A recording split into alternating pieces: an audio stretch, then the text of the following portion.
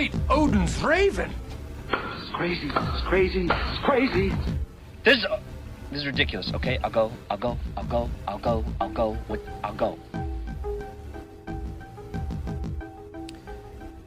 Hello and welcome to Film Pulse Weekly, episode 16. My name is Adam, and today I'm joined, as always, by Kevin. How you doing there, Kevin? I'm good. Today we are going to be doing a monthly segment where we revisit a film we loved in our youth, but have grown to hate as an adult. We also have Ryan back with us to tell us about a movie we made him watch called Aliens in the Attic, in honor of this week's Men in Black 3 coming out. And finally, we'll be making our predictions for this week's opening films. And before we start off by getting into what we watched this week, I just want to go over two quick bits of news. First, I wanted to see if you heard this business with Peter Berg. He's the director of Battleship.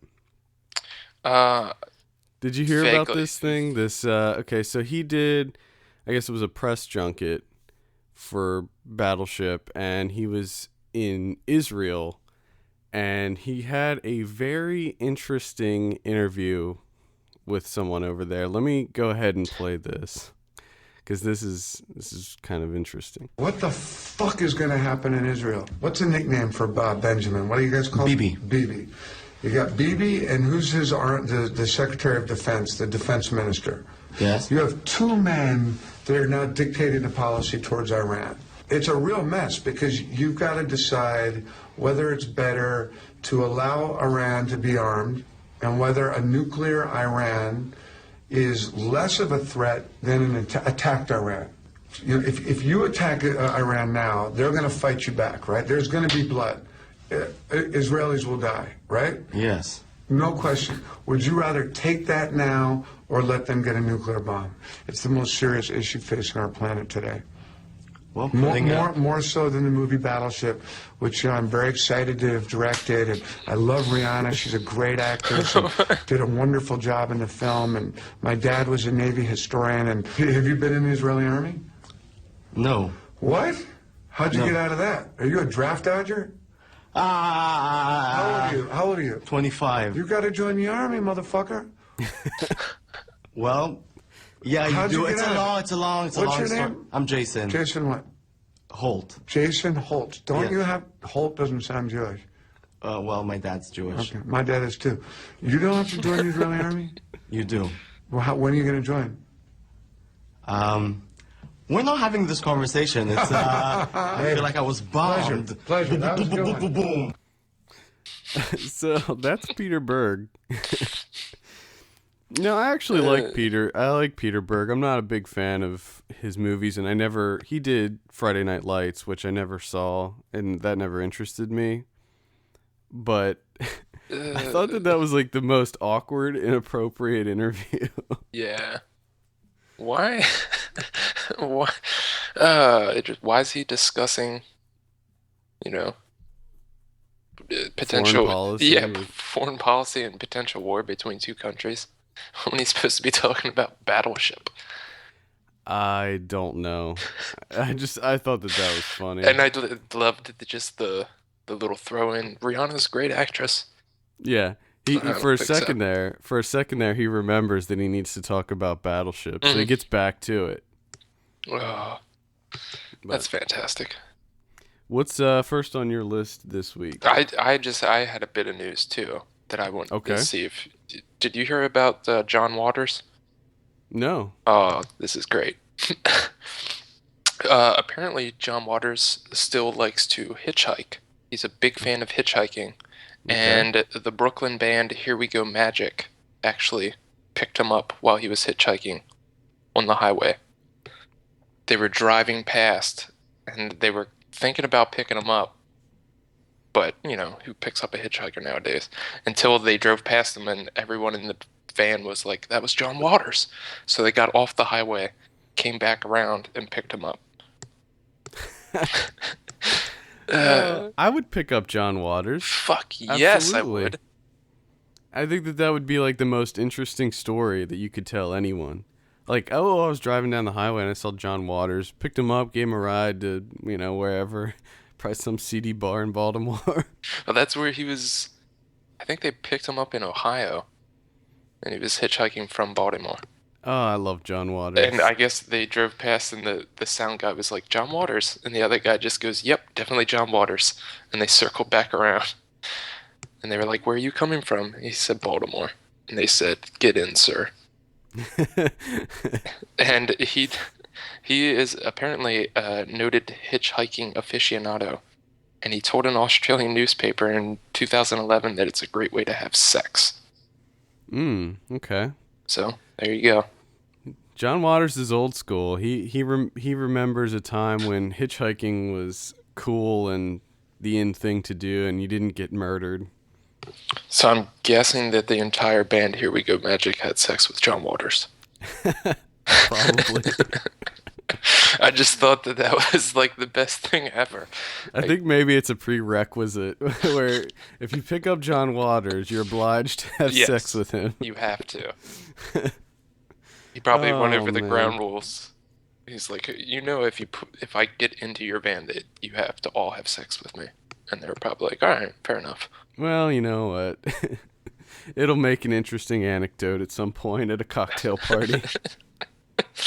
I thought you would enjoy that.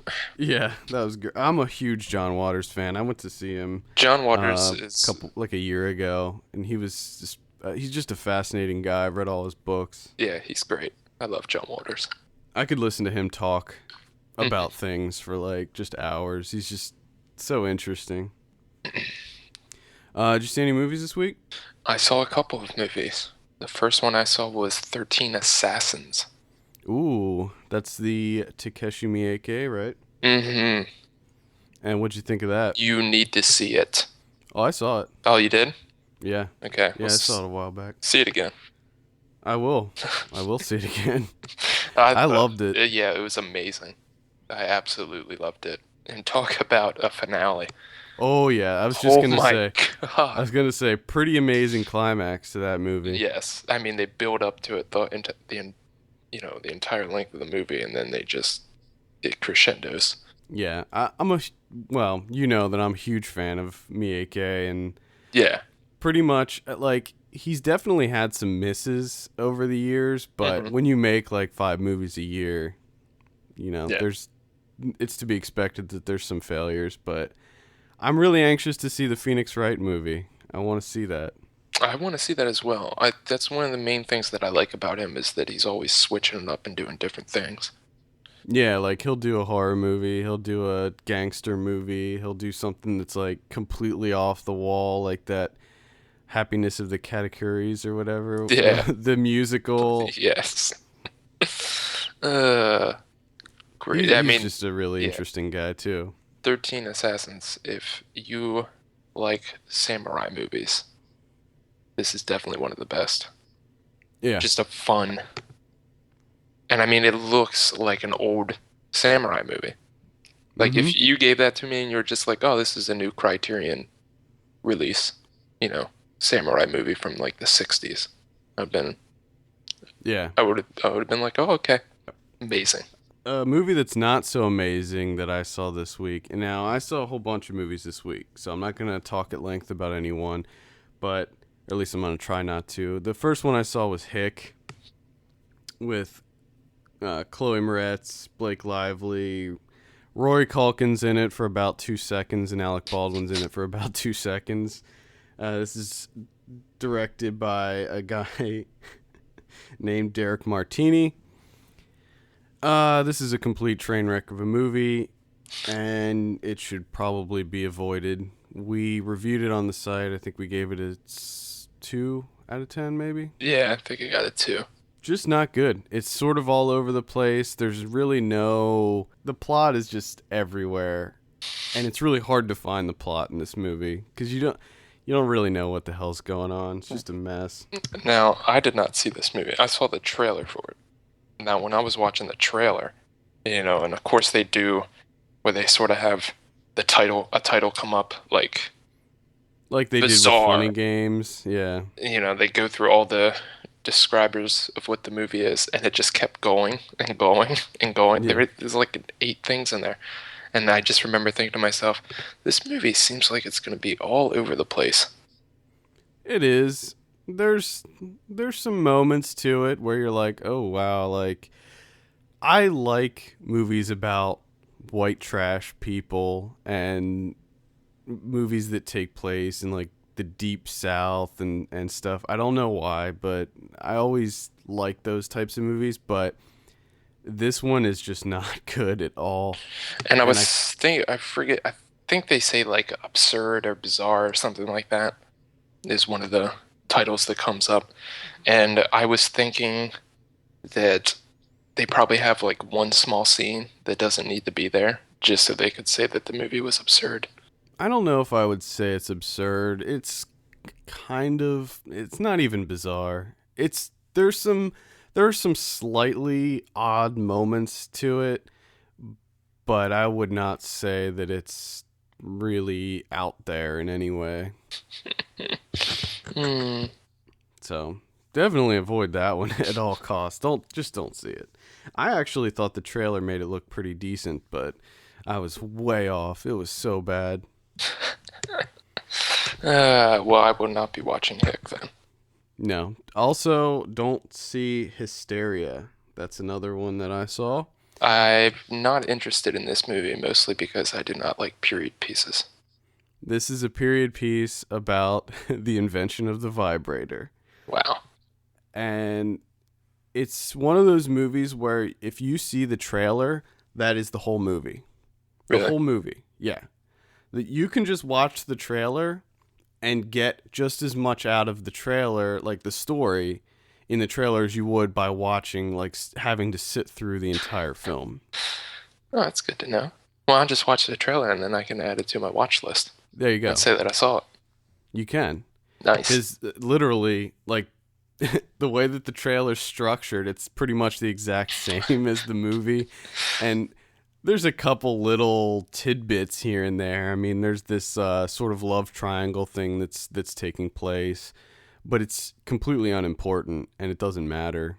And the movie's really bad too. So Maggie Gyllenhaal's in it, and Hugh Dancy. It's not very good. I think Hugh Dancy's married to Claire Danes. Oh, yeah? Pretty sure. Yeah. That one's a skip. Skip Hysteria. Avoid. What was the other movie you saw? I finally got to see 50-50. Oh, yeah? What'd you think of that? I enjoyed it a lot more than I thought I would. I was never really interested in that movie. And, I just wanted something sort of light, but it was it was not light at all.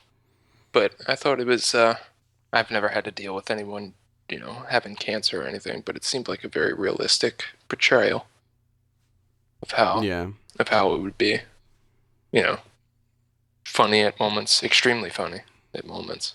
Seth Rogen was hilarious in that movie. And then just a downer at other parts.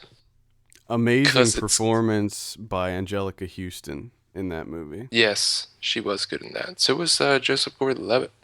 Yeah. He was really good. Well, I thought all the performances were really good, but I felt like Angelica Houston, like her performance, it felt very real in it. I don't know. It's just really, really thought she hit it out of the park with that one.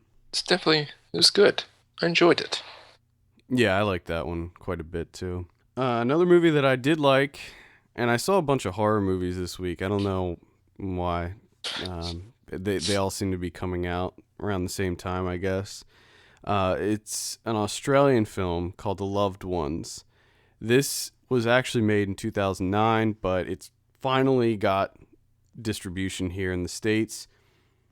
This is it's a different kind of horror movie.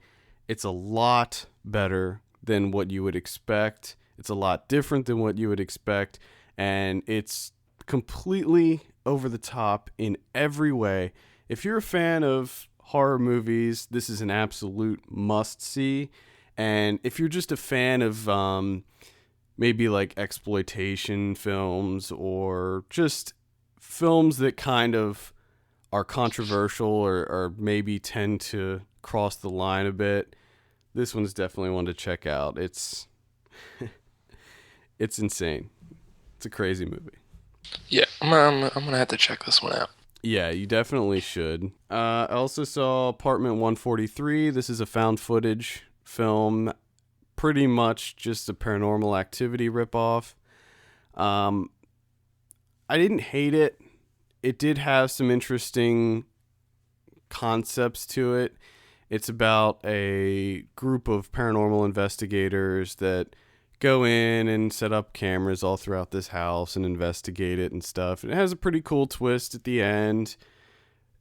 It was, now I didn't see The Devil Inside, but from what I heard, it was just a complete nightmare of a film. This was actually put together a lot better. It did scare me. There were several scenes that were very tense and very scary. Oh, this was actually written by the director of Buried. Yes. Yeah, Rodrigo Cortez. Yeah. It has the acting in it is kind of all over the place. Some of the performances are good. Some of them are horrible. You don't see a movie like this for the acting, though. Yeah. You see a movie like this to get scared. It definitely has that haunted house feel where there's tons of jump scares, a lot of moments of, like in Paranormal Activity, where they have the camera that's just sitting there and you're just watching a room that like nothing is happening for like 2 minutes and then something will pop out or whatever. Yeah. They did a couple cool little tricks with the camera. It felt very real. Now with found footage, I think that there's always going to be somewhat of a disconnect with found footage movies when you watch them, because in the back of your mind, you're always thinking like, how are they going to explain that camera shot? How are they going to explain that angle or, whatever? And they do a lot of cool little things, sort of in the vein of in Paranormal Activity 3 when they put the camera on the oscillating fan. Yeah. There's a cool, with the cameras that they set up in this movie, they're motion detectors. So they only move when there's motion. So there's like several scenes where like you'll see a shot and like it'll be still and then all of a sudden the camera will move, but there's nothing there. And then it'll start moving again and there's nothing there. So there's some cool stuff with that. I would say it's worth watching if you liked the Paranormal Activity movies, because it is not a blatant ripoff, but it is definitely a ripoff. Pretty damn close. Yeah, but it looks really good. I don't know, like, I'm assuming it was a low budget film, but they used all different types of cameras to get this. I mean, they used some real like cheap cameras, they used some nice cameras. So there's all kinds of, it looks very good. It looks authentic. Yeah. All right. So Apartment 143. Yep. I might have to check that out at some point too. Yeah, we're gonna have a review for that up today, I think. Okay. We're also going to have a review up of Elena, which I saw. Yeah? Yes. And how was this? This was pretty good. It's sort of difficult. I'm going to have a tough time writing a review for this movie. Because it's Russian, right? Russian? Yeah. It's really good, but at the same time, there's not that many points that I can, sort of point out to why it's good.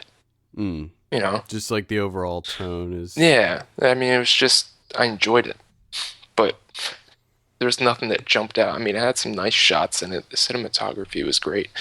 The performances were really good. But, I mean, if you saw it, I think you would understand what I'm trying to say. There's nothing that really stuck out or jumped out from the movie that I can like grab onto and be like, this is why this movie's good. Yeah, that was kind of how I was feeling with Apartment 143. I was gonna actually write the review for that, but I sat on it for like a day or two, and I was like, I still don't know if I like this movie. Like, there were moments that scared me, but I just don't know if I liked it. So I was like, I'll just have somebody else do a review for that, because I don't know what to say about it. Because for me, Elena, because I was thinking, I was telling my wife about it. I'm like, I like this movie. It was really good. And she was like, well, what do you think you would give it? And I said like a 6.5, which was odd because I really liked it, but I'm going to be giving it a 6.5, which I don't know. It's gonna be a fun one to write a review for.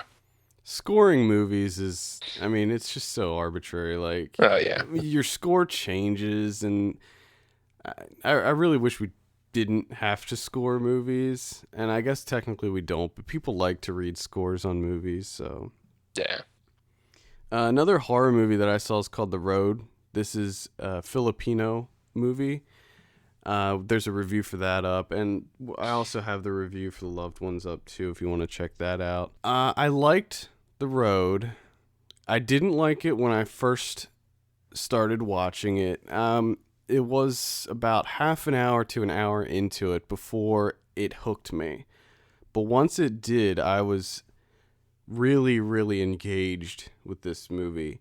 The way that it's structured is really interesting, and it's the type of movie where I feel like they could have taken all the supernatural stuff out of it, and it still would have been a good movie. It still would have been kind of scary, and it still would have been an interesting watch. It takes place over 2 decades.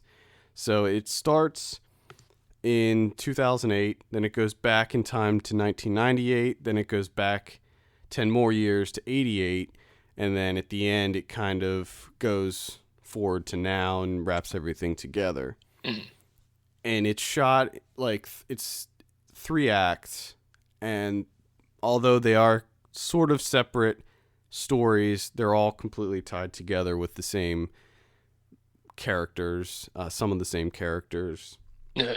Yeah, my wife really wants to see this movie. It's good. The acting is not great, and there's several moments that, like, unfortunately, they fall to the horror movie cliches of, oh, your car just breaks down out of nowhere on this road, and I know that that's part of the plot. Like, that's what the road does. It apparently destroys your car, but like, there's these kids, and it's like, okay, our car breaks down in the middle of this creepy dirt road.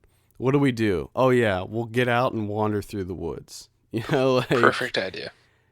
It's some of these like the decisions that some of the characters make just defy logic, and they do that in so many horror movies where it's like, okay, obviously that's a bad decision, but we need to do it to further along the plot, Yeah. And it kind of goes back to like Cabin in the Woods, where they kind of pointed that out, and Let's split up. yeah. Perfect idea. Yeah, I wish they made more, smarter horror movies. Would be nice. I think they're getting there with it. I think there's a handful that come out every year that are really, really different. The Loved Ones, even though The Loved Ones is structured similarly to a typical torture porn slasher type movie, it has enough things sprinkled in there that make it something really different and unique. Yeah. And that's what makes that stand out. I think that has like a 96% on Rotten Tomatoes as of now, so critics are loving that one.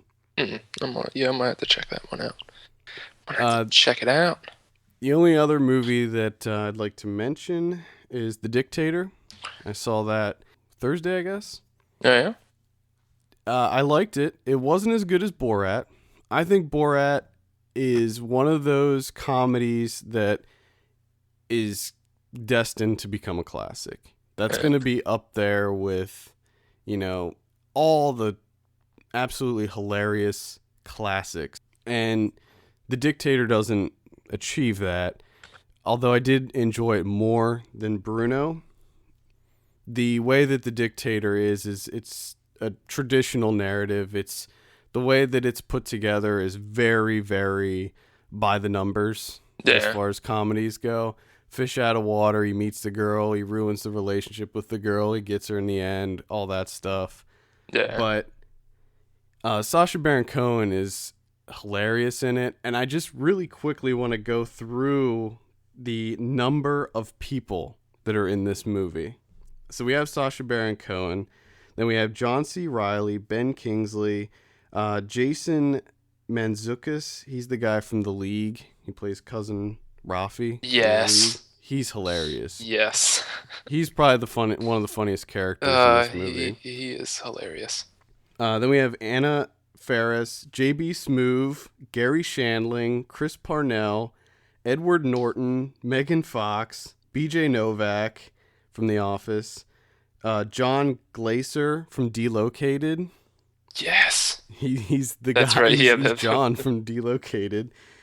Asif Manvi from The Daily Show, Horatio Sands, Chris Elliott, Fred Armisen, Bobby Lee, Nassim Pedrad from SNL, and Catherine Hahn. She's in Parks and Rec, and she's in like a ton of other stuff. She's in like Wanderlust, and she's everywhere these days. So the cast is huge in this movie. And it's funny because some of them have one line, no lines. They're in it for like 2 seconds. But they were all really funny. Chris Parnell was really funny. He plays like a news anchor. But I enjoyed it. I actually enjoyed it quite a bit. I think I reviewed it on the site and gave it like a 6.5. Yeah, I might have to. Yeah, I want to see this one. I'm not usually into his movies. I don't, for whatever reason. I'm just not into him. But this loved Borat. this one, I thought it was so funny. Borat was alright. I actually didn't finish it. I couldn't take it. It's just too much. I mean, it's not a great. The Dictator's not a great movie, but there's a lot of gross out stuff. It's just offensive enough to be enjoyable without being like overly offensive, like how I felt Bruno was. It was solid. It wasn't great, but it was good. All right. I think that's it. Did you have anything else that you watched? No, I did not. Let's do some Ryan Watches a Movie. This is Ryan Watches a Movie, where we get our friend Ryan to watch a movie and report back to us on if it was good or not. Oh no. Magi. Oh, little kids got naked and had lots of sex. Welcome back, Ryan. What do we have you watch this week? Aliens in the Attic. The 2009 sci-fi opus epic Aliens in the Attic. This got a 31% on Rotten Tomatoes. It's directed by John Schultz. a guy named John Schultz. We'll talk about him in a minute. Let's go ahead and listen to the trailer for Aliens in the Attic, and then you can give us your thoughts on it. There's the pool.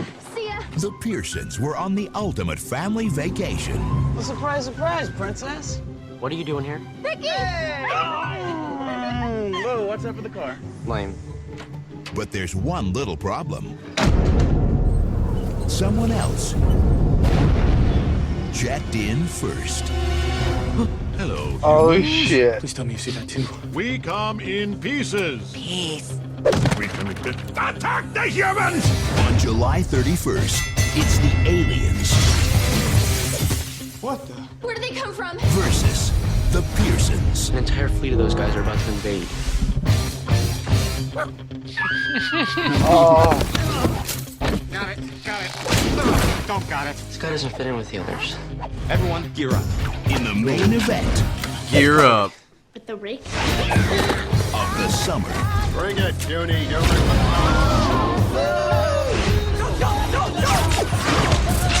Those things they shot at us, they're mind control plugs. We hereby claim your planet as our own. From 20th Century Fox and Regency Toilet Enterprises. flush. Okay. Let me go ahead and... I have the tiger. Let me go ahead and read the IMDb synopsis for this. A group of kids must protect their vacation home from invading aliens. Pretty straightforward. That's all you need to know. It has Doris Roberts, Kevin Nealon, Andy Richter, Tim Meadows. I'm pretty sure, Thomas Hayden Church, J.K. Simmons, actually a good number. Antonio Banderas, Catherine Zeta-Jones. Good number of people in this. I think most of the people I just mentioned were voices. Yeah. What'd you think, Ryan? Well, I need to say that I haven't seen Small Soldiers for like 20 years, but I'm pretty sure that this is Small Soldiers for young people right now. Yeah, when I saw the trailer, I remember thinking, like, oh, this looks like Small Soldiers. I remember you and I went to see that in the theater. Yeah. Oh, man. That being said, what I really thought was the trailer, the Eye of the Tiger song, that was the best part about this movie. So they played that. They played that in the movie itself. No. Oh, okay. What I heard from the trailer right now, that was actually the best part about it. Okay. Nice. So what happened? Did the kids win? Did they where did the aliens come from? Don't ruin it. Well, basically, it starts out with Andy Richter and Kevin Nealon are brothers, and they each have, Kevin Nealon has one girl, or two girls and one boy, and Andy Richter has three boys, and Andy Richter has two twins, and they're affectionately known as the Twins. Clever. Like, they don't call them by name in this movie, they call them the Twins. One of Kevin Nealon's daughters is Ashley Tisdale, who is pretty famous for being a Disney personality. Mm-hmm. Like, she's on all kinds of Disney Channel shows, which leads me to even believe even more that this is a kids movie, like a straight kids movie, and should not be entertained by anyone over the age of 10. It did look like a kids movie. I'll give it that. This is ridiculous. There's so many holes in the story. It just kind of felt like they sat down when they were writing this, and they're like, oh, how do we do this? I have an idea. We'll just do something and fill in the holes in the story, because they're everywhere. The story doesn't make any sense. There's just like random acts that fill off things that don't make sense. Looked like there was a lot of sight gags and physical comedy and that type of thing, like when they take over the grandma's body or whatever and move her around and make her do all kinds of crazy stuff, like the body, the remote control where it controls the people. They do that to Ashley Tisdale's boyfriend, and in the movie, I'm pretty sure she's supposed to be a junior or senior in high school, and you come to find out that her boyfriend is actually a senior in college, not high school, and I'm pretty sure that's illegal.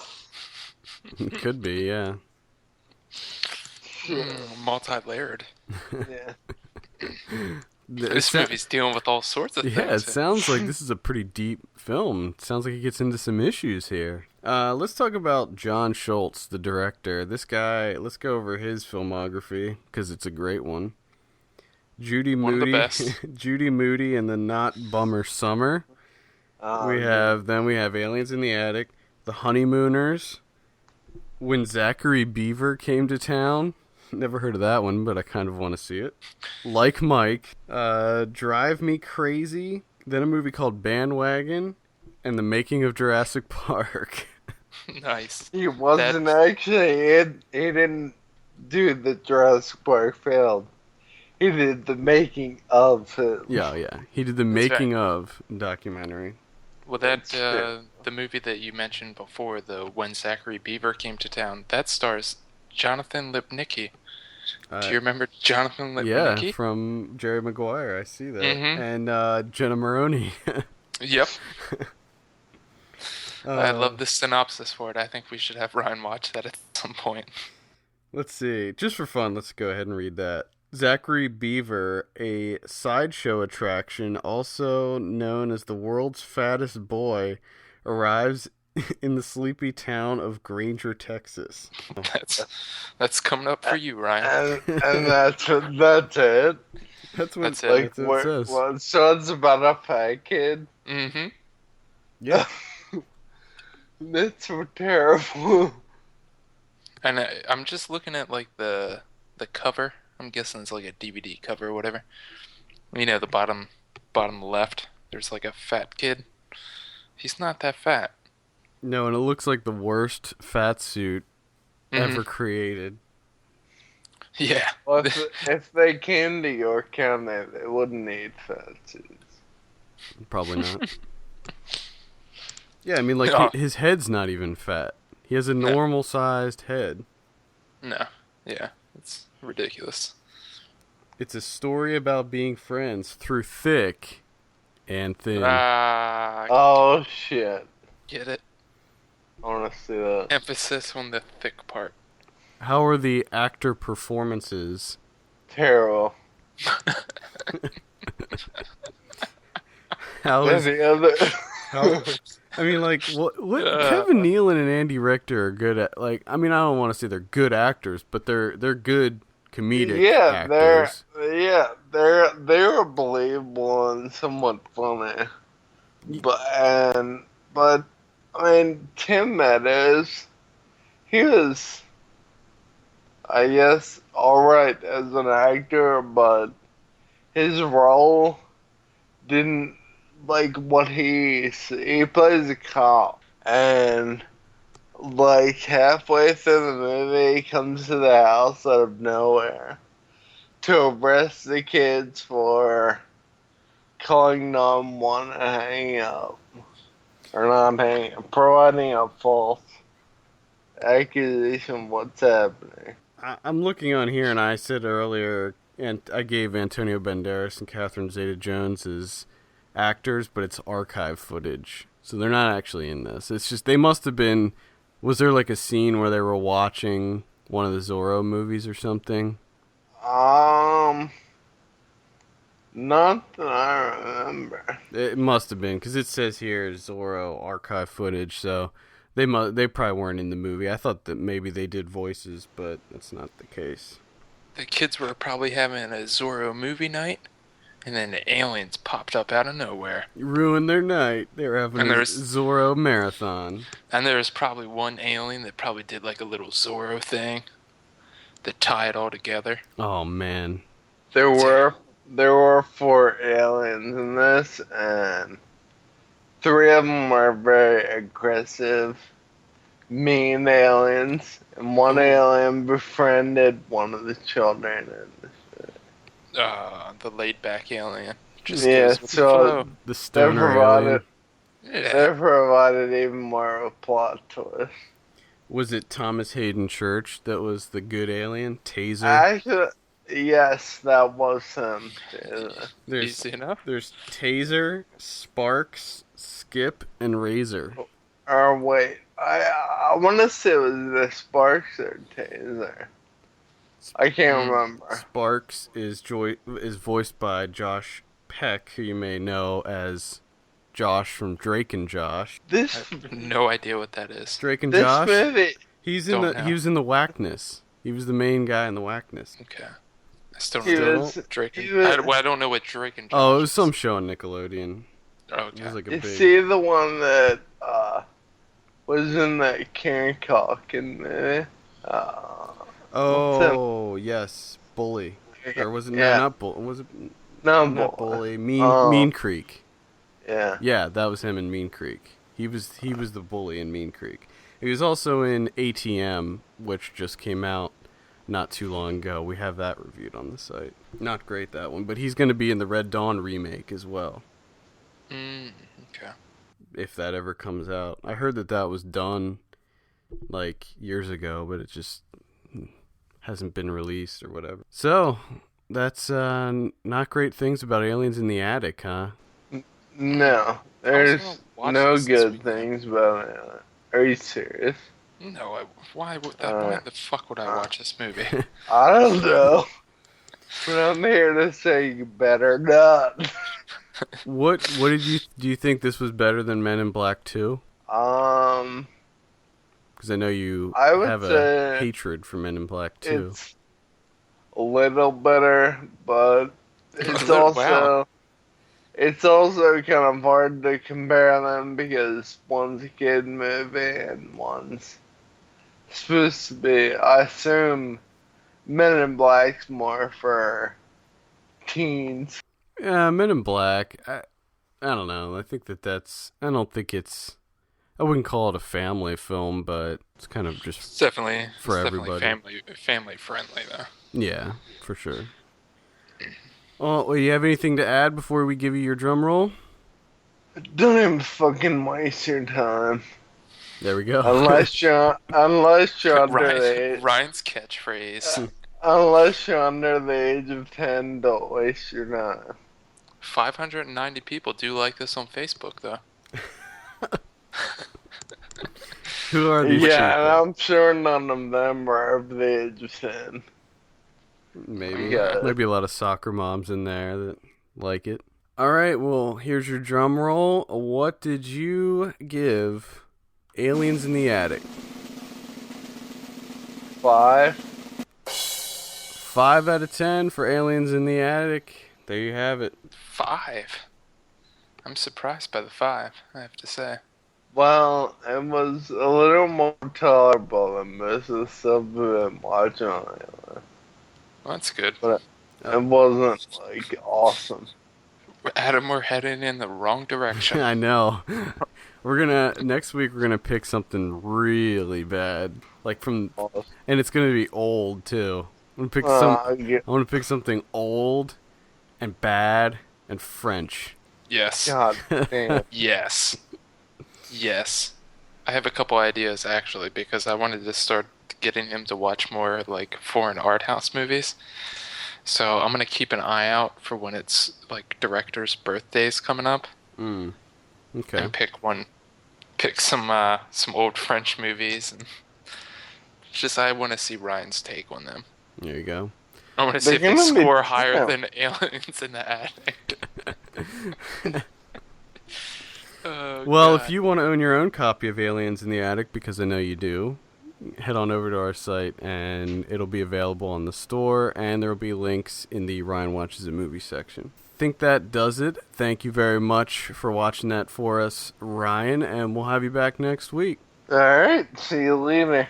See ya.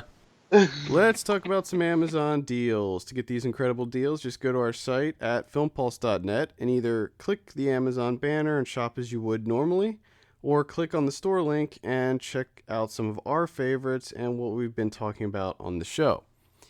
First up, we have all the Pirates of the Caribbean movies on Blu-ray for $8.96 each. I know you're gonna be jumping on this one. Nice. Now, I wasn't a huge fan of the Pirates of the Caribbean movies. I think I liked the first one, but I thought all the other ones were kind of whatever. But $8.96 each, Blu-ray. It's a good deal. If you're a fan of Pirates of the Caribbean, that's definitely one to check out. And then we have Big Lebowski limited edition Blu-ray book, $12.49. I'm definitely gonna pick that up because I don't have Big Lebowski on Blu-ray. Yeah, that's a good deal. Yeah, and I like those Blu-ray books. Those are cool. How it has, it's like a hardcover book, and it has notes and liner notes and stuff in it. And then we have Forgetting Sarah Marshall, Blu-ray, $7.99. I like that movie a lot, actually. I thought it was really fun. That's like one of my dad's favorite movies. Really? Yeah, I don't know. Well, he just loves that movie, and I don't really understand why. Wow. And then we have Justified, the second season, $25.95 on Blu-ray. And that's on sale from $55. So if you need to get caught up on Justified, which is a fantastic show, you can pick it up on the cheap on Amazon. Let's talk about a movie that we loved in our youth, but now have grown to hate with a passion. Ooh. As an adult. Ooh. And we need to come up with a good name for that segment. I think the longer it is, the better. The longer. Just okay. a rambling run-on sentence. Next month I'll come up with something that's even longer. It'll be like a 10-minute long description. And then we'll turn it into an anagram. That doesn't make any sense. Yeah, there we go. So we'll start with you. What is your movie you loved as a youth but hate now? Mine is from 1995, and it is called Mortal Kombat. Oh, test your might. Test your might, indeed. Mortal Kombat. Oh my god, I remember seeing this the day it came out in the theater. I think we talked about this before, that we actually saw it at the same place, but we went separately and we didn't know. Yeah, I think so. Because we saw it at the Delco Plaza. Yeah, Delco Plaza. Went with my cousin, and we just loved it. Oh, man. Yeah. I mean, back when I saw it at Delco Plaza, which, Delco Plaza, ridiculous place. To give you an idea, it was a mall that had a movie theater in it, and that was really the only reason people went there. It was a movie theater and then dead shops. There's desolate like wasteland. I think they had like an indoor like miniature golf. For some reason I think that they have that. Yeah, is that even there anymore? No, well, they rebuilt it. Completely changed it. I think it's actually doing well now. But yeah, it was like a barren wasteland for a good number of years. Now this was... Because I think Mortal Kombat destroyed it. I think that's what happened. I think I saw all the Teenage Mutant Ninja Turtles movies there too.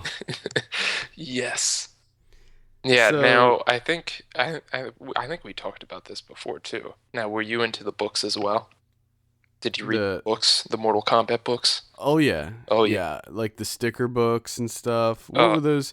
They were called some like Panini books or something. I forget what they were called. Something. And yeah, I had the paperback novel. Oh yeah, the novelization, the film novelization. Yeah, I had all that stuff. I was so into Mortal Kombat. I saw it again like maybe a couple years ago, and I was like, wow, this is like one of the worst movies I've ever seen. Like, this is just as bad as the Super Mario Brothers movie or Street Fighter or Double Dragon. Yeah. Normally I don't like to go back to movies from my childhood because I don't want to soil the memories of them. But I think I remember catching this like it was on TV or something, and I was like, "Oh, this will be fun and nostalgic." And now Mortal Kombat has been ruined for me forever. Yeah. I still like the soundtrack. I still dig the soundtrack. just because of the nostalgia of it. This was directed by Paul W.S. Anderson. This was like one of his first movies. Yeah, I think it. Yeah. And he went on to do some great things like Death Race and Aliens vs. Predator and all the Resident Evil movies. Mm-hmm. I think he's married to Mila Jovovich.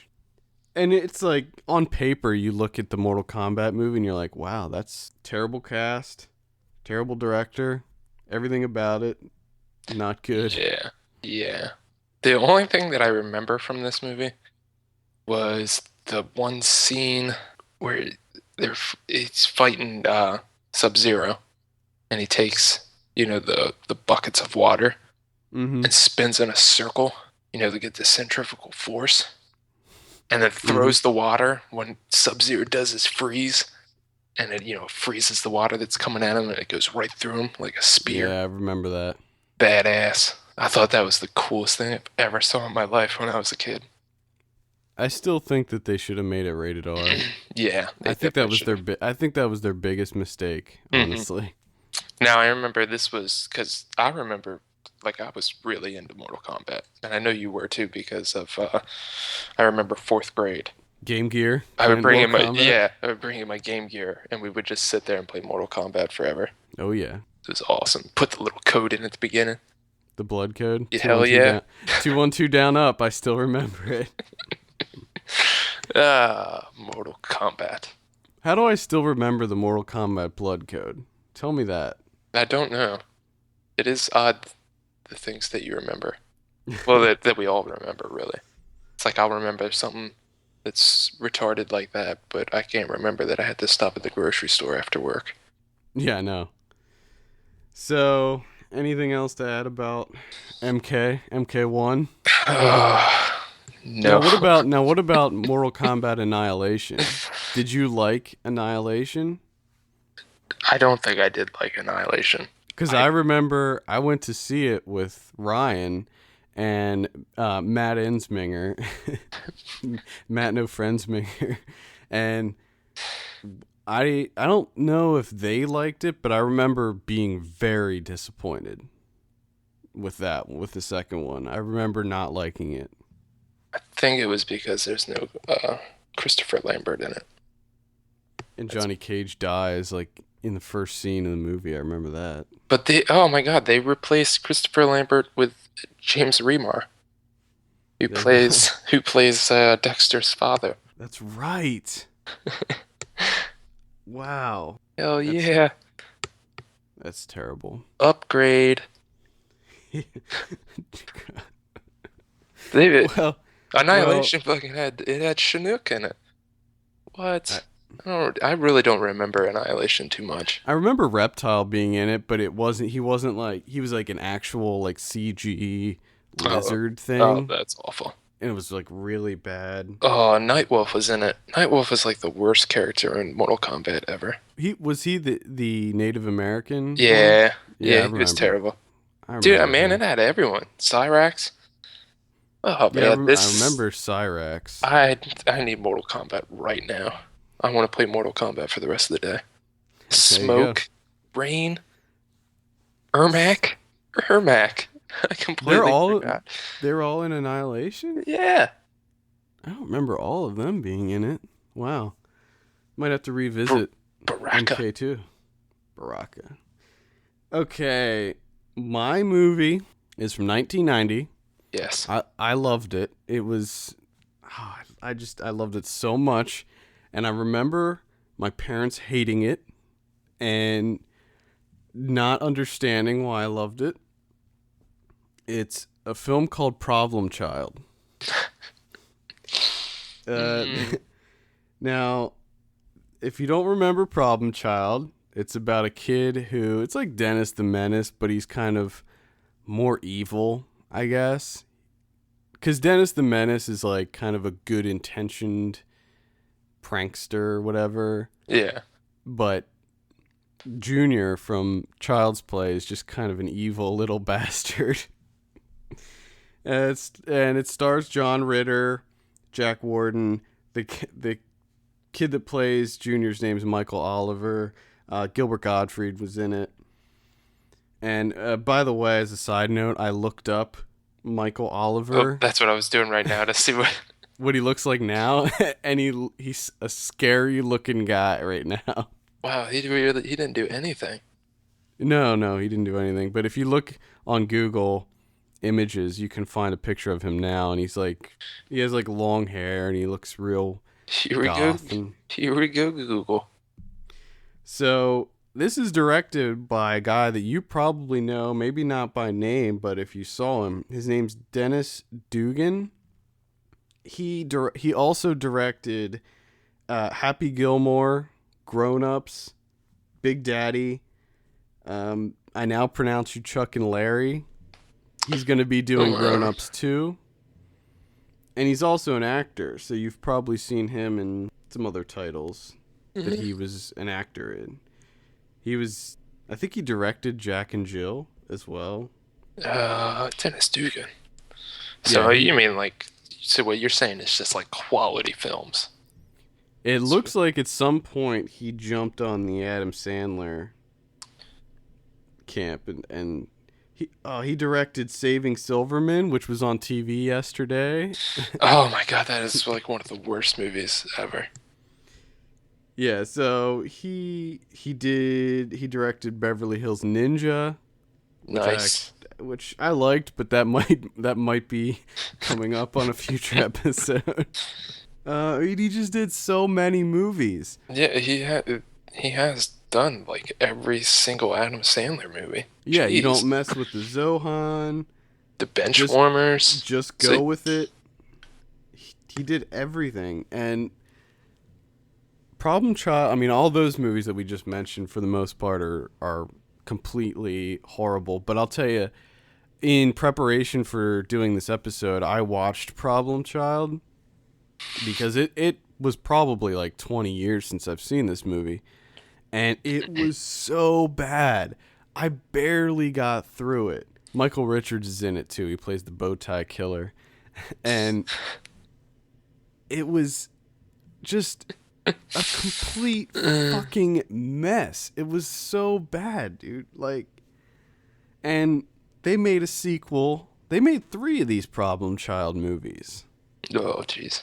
I think the third one might have been made for TV or straight to video, but the second one was in theaters because I remember really, really wanting to go see that because they brought the girl.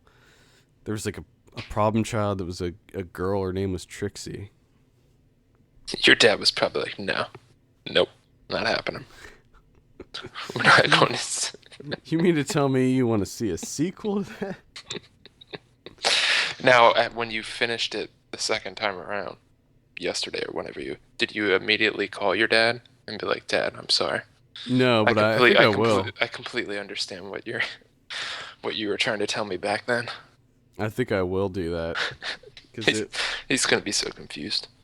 I just did a half-hour face palm. Like, what was I thinking?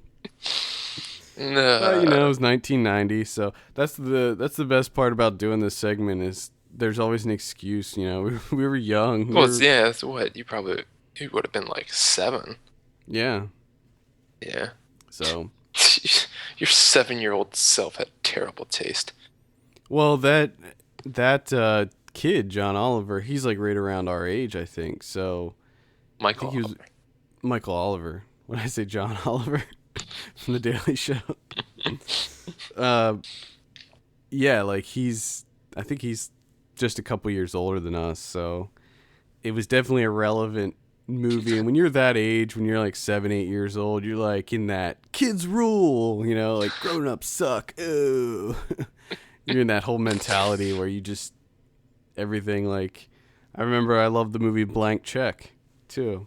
Well, that's funny because I'm looking, I have the IMDb page open for Problem Child, and they have the little people who like this also liked, and Blank Check is one of them. There we go. So, and I just love that the tagline on the front is, if you loved Home Alone, you'll love Blank Check. I haven't seen, it wasn't Sinbad in Blank Check? Was that Sinbad? Or was that, no, I might be thinking of the one where he's like the Secret Service guy.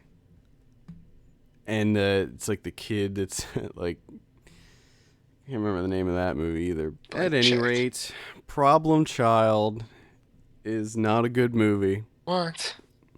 Tone Loc is in Blank Check. Maybe I was getting Sinbad mixed up with Tone Loc. Tone Loc plays Juice. Okay. Juice. I remember the guy that gave him the blank check was the bad guy from RoboCop. Or no, he wasn't the bad guy in RoboCop, but he was in one of the creators of RoboCop. Nice. Let's move on. Let's do some predictions. Let's go over what we had. And you sweeped. You sweeped last week. Nice. So first we had The Dictator. You said 67, I said 72. Current score 61. Oh, yeah. Then we had The Samaritan. You said 42, I said 50. Actual score is 24. And I should mention that these are all Rotten Tomatoes scores. I'm thinking maybe at some point we'll move over to Metacritic, but for now we'll just stick with Rotten Tomatoes. Battleship, you said 24, I said 23. Actual score 36. I can't believe it's actually that high.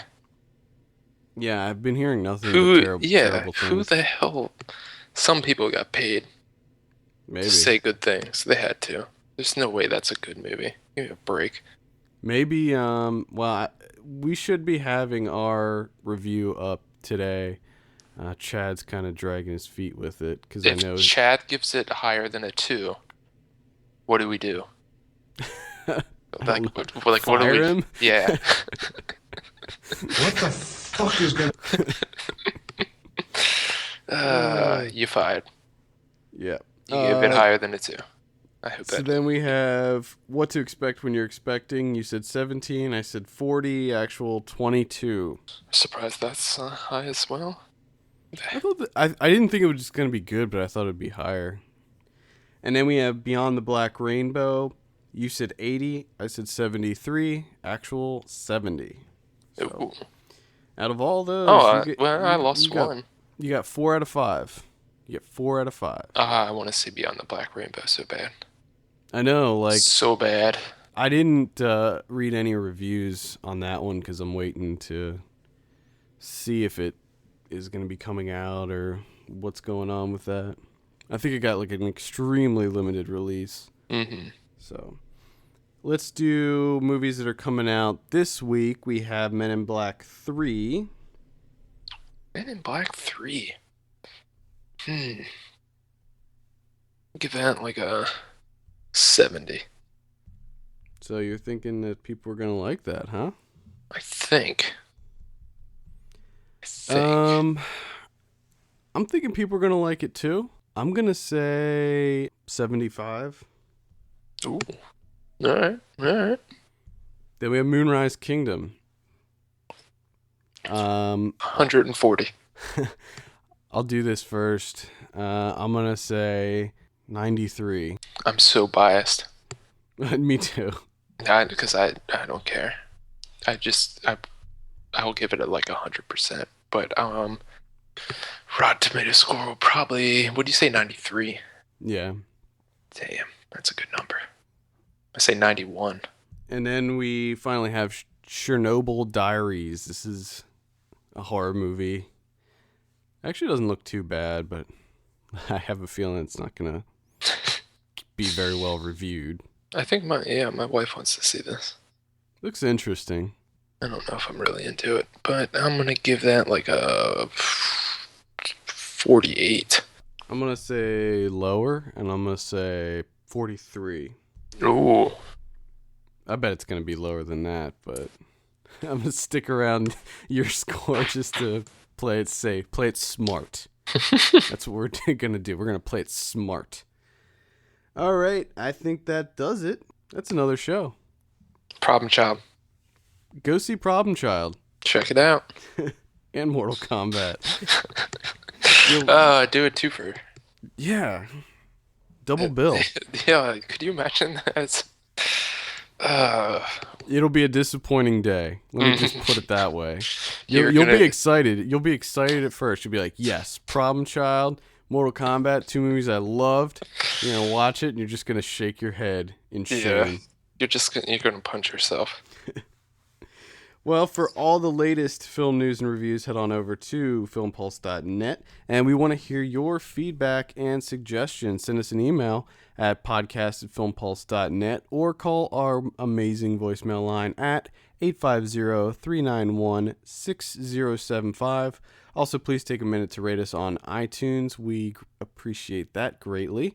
For filmpulse.net, my name is Adam. And I'm Kevin. And we will see you on Tuesday for DVD and Blu-ray releases. Oh.